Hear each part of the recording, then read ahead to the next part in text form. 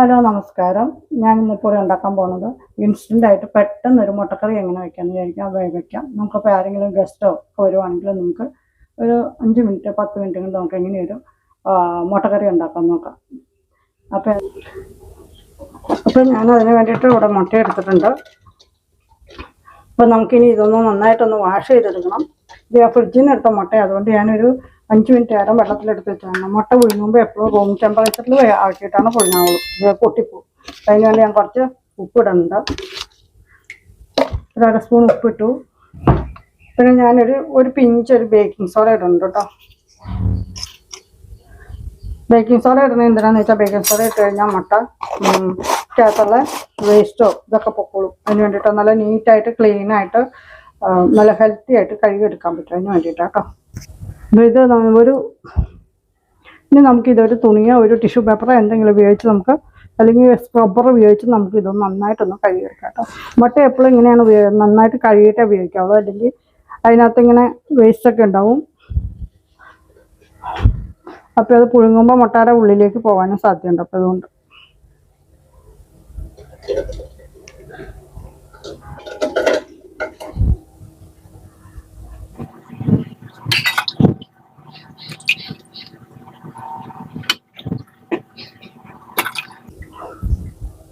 മുട്ട ഇങ്ങനെ നമ്മൾ കഴുകുകയാണെങ്കിൽ നല്ല ക്ലീനായിട്ട് കിട്ടും.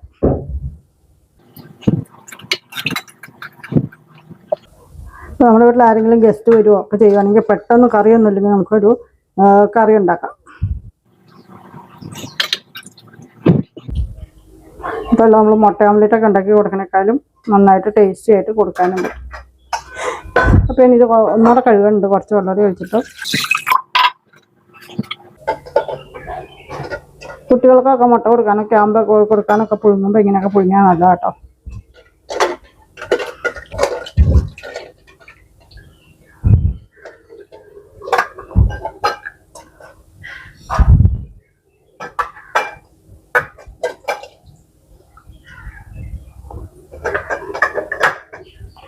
നമുക്കൊരു പ്രഷർ കുക്കർ എടുക്കാം.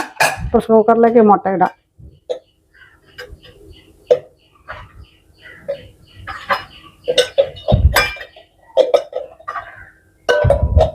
ഇതിലേക്ക് വെള്ളം ഒഴിക്കാം.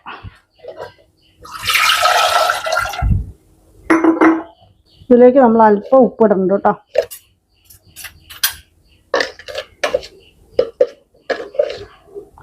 അല്പം ഉപ്പിടുന്നുണ്ട്. പിന്നെ ഒരു 1/2 സ്പൂൺ വിനാഗിരി ഒഴിക്കുന്നുണ്ട്. അപ്പോൾ നമുക്ക് മുട്ട പൊട്ടിപ്പോവാതെ പെട്ടെന്ന് തൊണ്ട് പൊളിക്കാൻ ഭയങ്കര എളുപ്പമായിരിക്കും. അതിന് വേണ്ടിയിട്ടാട്ടോ.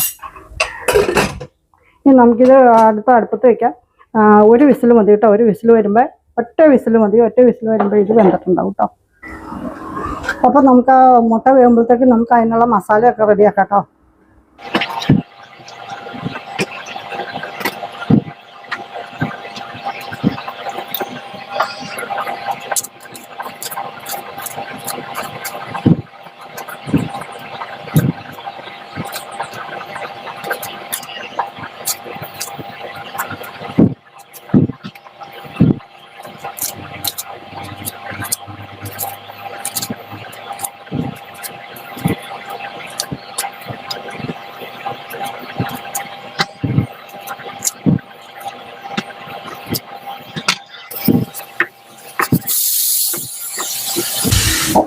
അപ്പോൾ നമ്മുടെ കുക്കറിന് ഒരു വിസിൽ വന്നിട്ടുണ്ട്.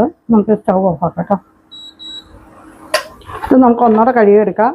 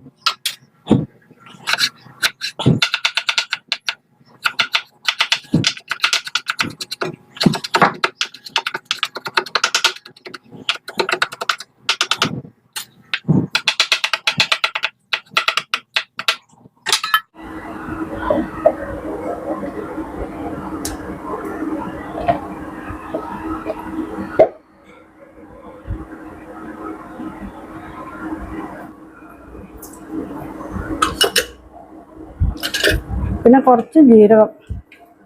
ജീരകത്തിൻ്റെ ടേസ്റ്റ് ഇഷ്ടമില്ലാത്തവർക്ക് ഇടണ്ട, അങ്ങനത്തെ ജീരകം ഇടുന്നുണ്ട്.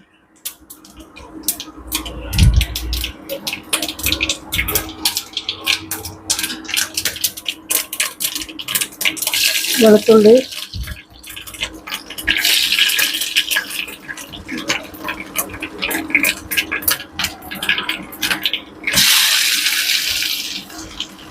നമ്മൾ അരിഞ്ഞ് വെച്ചേക്കണം ഇഞ്ചി പച്ചമുളകും കൂടെ ഇടാം കേട്ടോ.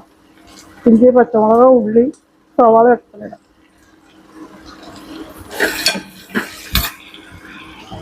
ഇത് പെട്ടെന്ന് മൂക്കാൻ വേണ്ടി നമുക്ക് ശകലം ഉപ്പിടാം കേട്ടോ.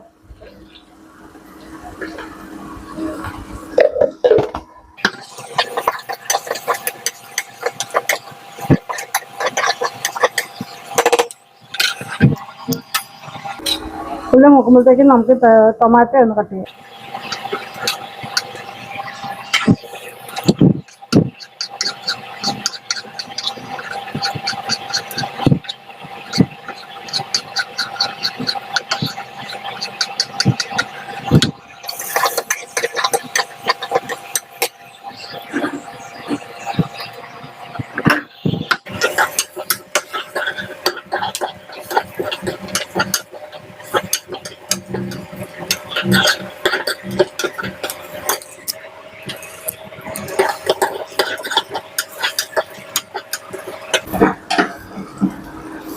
നമ്മൾ സവാള ഇത് വഴഞ്ഞിട്ടുണ്ട്. നമുക്ക് ഇനി ഇതിലേക്ക് തക്കാളി ഇടാം കേട്ടോ.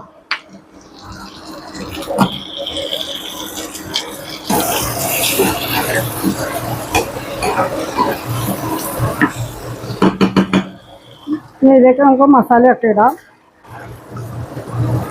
പുറത്ത് മഴയാണ്, അതുകൊണ്ട് സൗണ്ടിന് കുറച്ച് പ്രശ്നം ഉണ്ടായിരിക്കും കേട്ടോ.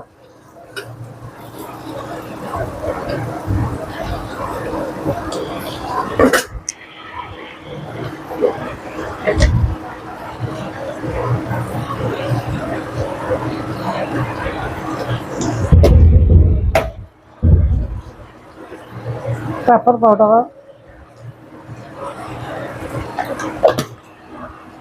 പിന്നെ കുറച്ച് ഗരം മസാല.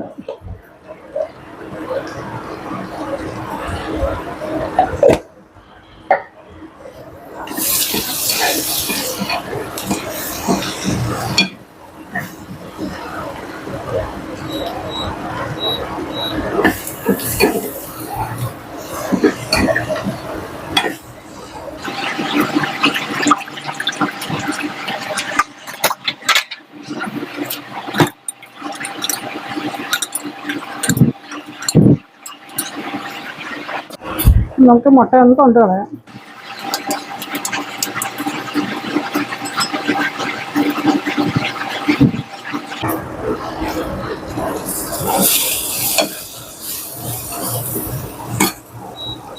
അപ്പോൾ നമ്മുടെ മസാലയൊക്കെ മൂത്ത് കഴിഞ്ഞ് നമുക്ക് സ്റ്റൗ ഞാനിപ്പോൾ ഓഫ് ചെയ്തു കേട്ടോ.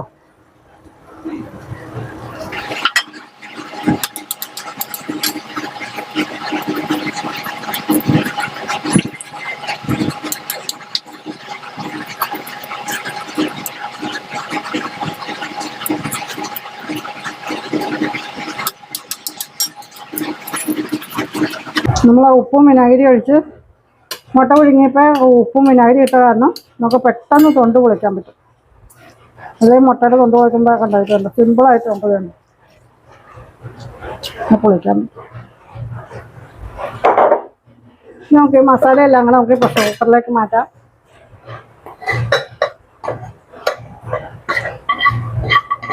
മസാല നമ്മൾ സാധാരണ ഫ്രൈ ചെയ്യാനത്ര വേണ്ട കേട്ടോ, ഒന്ന് വാടിയാൽ മതി. ടൊമാറ്റോ ഇതൊക്കെ ഒന്ന് വാടിയാൽ മതി, ഒത്തിരി വേണ്ട. നമുക്ക് ഇതിലേക്ക് ചാറിന് ആവശ്യത്തിനുള്ള വെള്ളം ഒഴിക്കാം. എന്തോരം ചാറ് വേണം അതിനനുസരിച്ച് വെള്ളം ഒഴിക്കാം കേട്ടോ.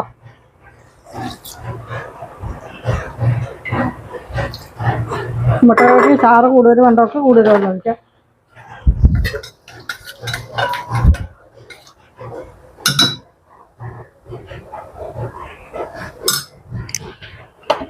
നമ്മൾ ആദ്യം കുറച്ച് ഉപ്പ് ചേർത്തായിരുന്നു, ഇനി വേണമെങ്കിൽ കുറച്ച് ഉപ്പോടെ ചേർക്കാം.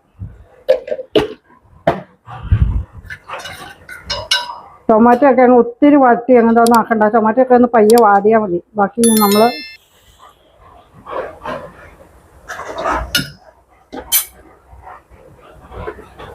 ഈ മുട്ടനെ നമ്മൾ കത്തിയും കൊണ്ട് ഇങ്ങനെ ഒന്ന് പയ്യെ ഒന്ന് വരയുന്നുണ്ട് കേട്ടോ. എന്തിനാന്ന് വെച്ചാൽ മസാലയൊക്കെ ഉള്ളിലേക്ക് കയറാൻ വേണ്ടിയിട്ട്.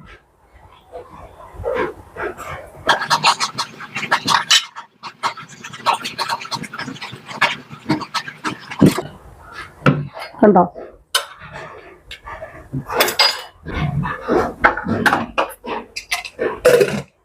ഇനി നമുക്കിത് കുക്കർ പ്രഷറൊക്കെ ഇതിൽ വെച്ച് ഒരു വിസിലോടെ അടിച്ചാൽ മതി. ഒരു വിസിലോടെ അടിച്ച് കഴിയുമ്പോഴത്തേക്കും മുട്ടക്കറി റെഡിയായിട്ട്.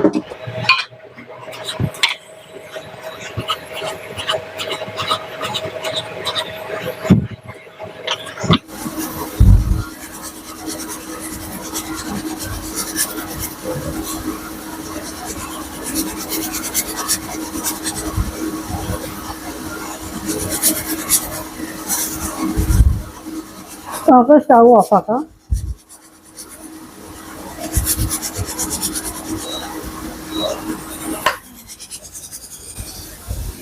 നമ്മൾ ഒരു ഫ്ലെയിം വന്നപ്പോൾ നമ്മൾ സ്റ്റൗ ഓഫാക്കി.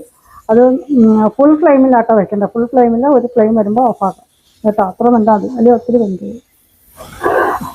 പിന്നെ മുട്ട ഒത്തിരി ഇങ്ങനെ വേവിച്ചാലും അതിൻ്റെ ഉള്ളിലൊരു ബ്ലാക്ക് കളർ വരും മുട്ടയ്ക്ക്. അപ്പോൾ ഒത്തിരി നേരം വേവിക്കേണ്ട ആവശ്യമില്ല. നമ്മൾ ആദ്യം മുട്ട പുഴുങ്ങുമ്പോൾ ഒരു വിസിൽ വന്നു കഴിയുമ്പോൾ ഓഫാക്കിക്കണം. പിന്നെ രണ്ടാമതും നമ്മൾ ഫുൾ ഫ്ലെയിമിൽ വെച്ചിട്ട് ഒരു വിസിൽ വരുമ്പോൾ ഓഫാക്കണം. അപ്പോൾ നമുക്ക് നമ്മുടെ കുക്കർ നമുക്ക് തുറന്ന് നോക്കാം കേട്ടോ. നമ്മുടെ മുട്ടക്കറി ഉണ്ടത് നന്നായിട്ട് റെഡി ആയി കഴിഞ്ഞു.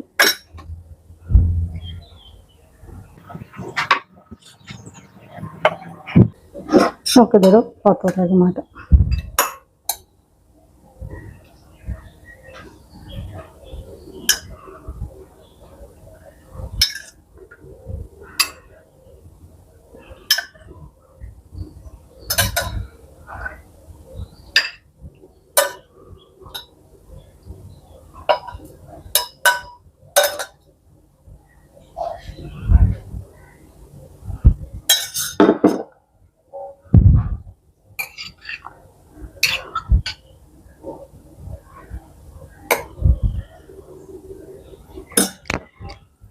നമ്മുടെ മുട്ടക്കറി റെഡി ആയി കഴിഞ്ഞാൽ നമുക്കിനി ഇതിലേക്ക് കുറച്ച് മല്ലിയില ഇട്ടൊന്ന് ഗാർണിഷ് ചെയ്യാം കേട്ടോ.